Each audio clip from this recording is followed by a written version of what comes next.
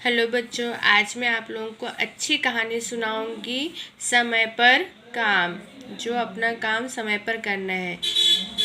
बहुत समय पहले जिराफ की दूसरे जानवरों की ही तरह सामान्य गर्दन और पैर थे। एक बार भयंकर अकाल और सूखा पड़ा। सारे जानवर भूख और प्यास से तड़पने लगे। एक दिन जिराफ अपने दोस्त गैंडे से मिला। दोनों इस कठिन समय और अकाल की बातें करने लगे।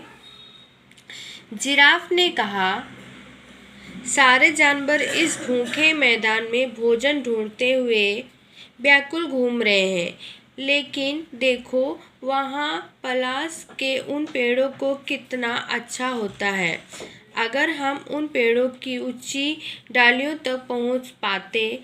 गेंडों ने कुछ सोचते हुए कहा, हमें जादूगर के पास जाना चाहिए, वह हमारी मदद जरूर करेगा। वाह, क्या सूझी है तुम्हें भी, जिराफ ने कहा।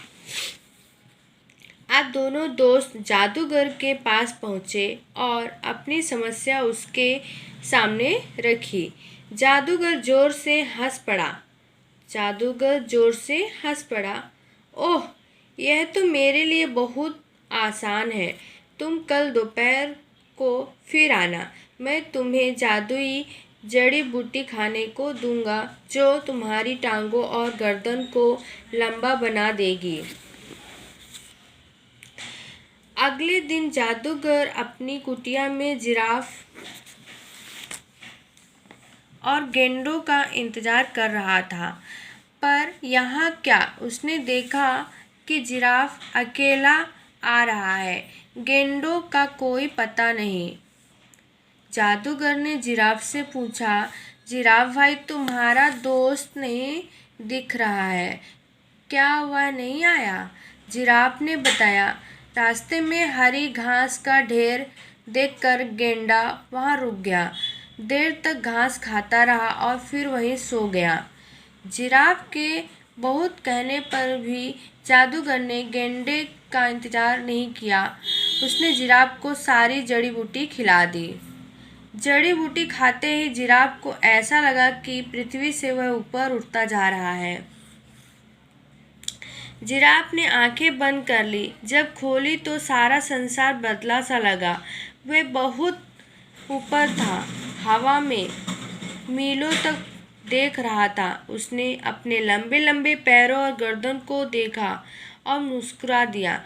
जादू काम कर गया। उसने पाया कि उसकी ही लंबाई पर पलाश के पेड़ों की हरी पत्तियां थीं। उसकी खुशी का ठिकाना न रहा। उधर गेंडे को जब याद आया, तब वह भागा भागा जादूगर की कुटिया पर पहुंचा, पर बहुत देर हो चुकी थी। उसने वहां एक नए लंबे सुंदर जिराफ को देखा, जो मजे से ऊपर की डालियों की पत्तियां खा रहा था। गेंडा पछताता रहा था, काश मैं भी हर काम ठीक समय पर करता। इसलिए कहा जाता है, जिस समय पे किया जाए उसी समय पे करना चाहिए। समय पर काम करना चाहिए।